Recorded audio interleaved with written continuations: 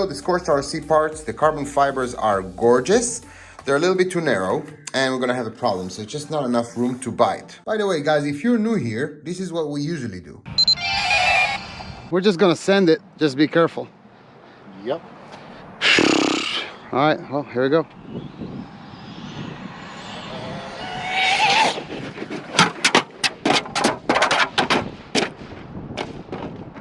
I think the idea with the downforce thingy, it didn't work.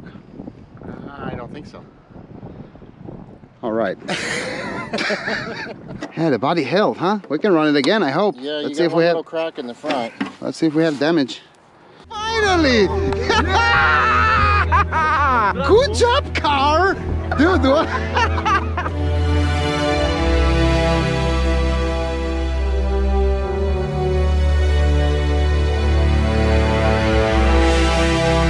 Today is a little bit of a different day. Today we're not here for the gathering. Today we're here to work.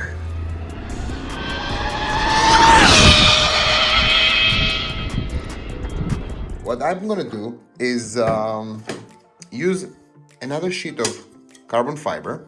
And I know it sucks because we're ruining the logo and everything. Sorry, David, I love you, bro. But it just doesn't fit. So I'm going to put that piece. Let me actually switch you a little bit. Yeah. So I'm going to take this carbon. Obviously, I'm going to cut that here. And because I'm going to put one on top of another, it's actually going to be flushed with the chassis. You see here?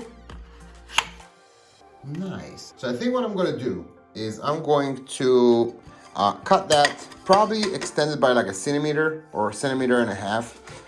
For you Americans, it's probably a half an inch.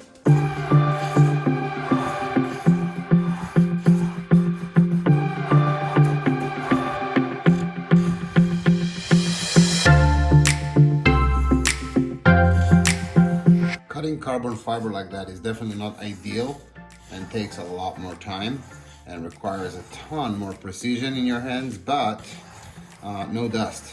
Also, what I do is I take a knife and I let it sit inside the groove. So I literally slide, that's it, until it locks. And then I switch it like so, and I mark the other side, and then mark the other side on here, and then I use a ruler and I use both points here. Then I create the same groove and I open the surface here as well. So open the surface here as well, probably like, I don't know, like a third of the way.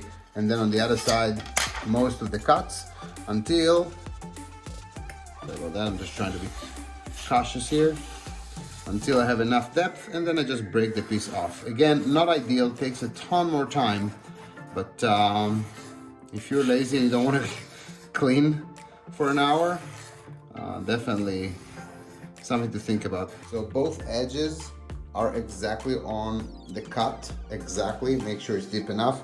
Microfiber on the floor, just so we don't scratch our carbon fiber.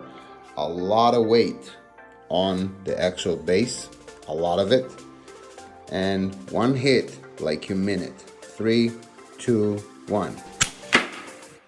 That's it. Okay, so we made both pieces and we sanded all the edges and everything. Also, I did scuff and sanded the back side of them. Unfortunately, I had to sand and scuff here also, just so it bites a little bit better. So I'm going to see the alignment and the positioning here.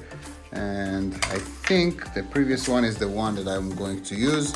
I'm going to use obviously gloves because there's just a ton of super glue involved in this process. I don't want it all over my hands, of course. Now we're going to align it here with the rear. So it's going to be aligned just like so, which leaves us enough room for movements here and obviously enough room for our steering. A little bit of alcohol, a little bit of microfiber loving.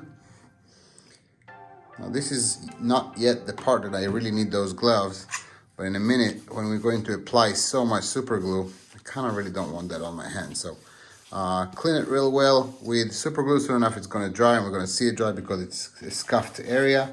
Same goes to this part right here. Usually as a rule of thumb, when you guys glue something, you want it well sanded to increase the surface area and well cleaned from oils.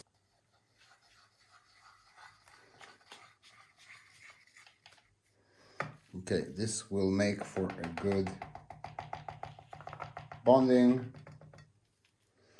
just like so. Now obviously once we actually put that carbon fiber on it, it's going to smear all that super glue. Now if this is obviously sometimes you want to use screws and everything, but if you're doing something in that nature, if it's cleaned up and scuffed and sanded, and the other side also, this is going nowhere, especially if you're using a super strong glue.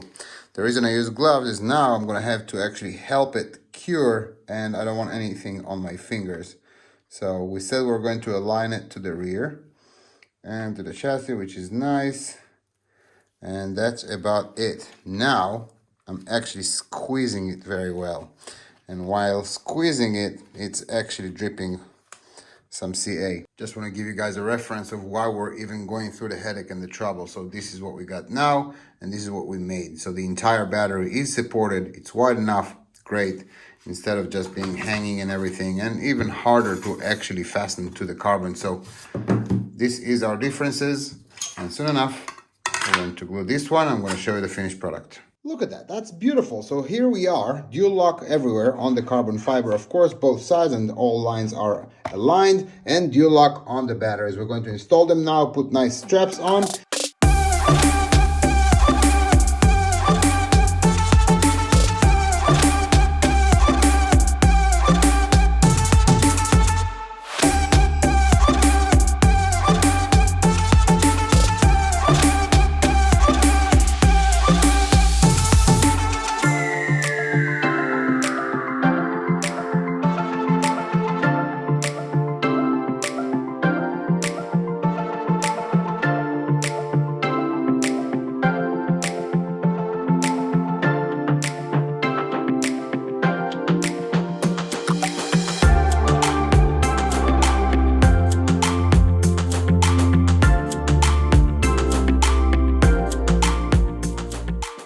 I gotta tell you, I'm actually starting to really like this car. This build is getting cleaner and cleaner and stronger and heavier.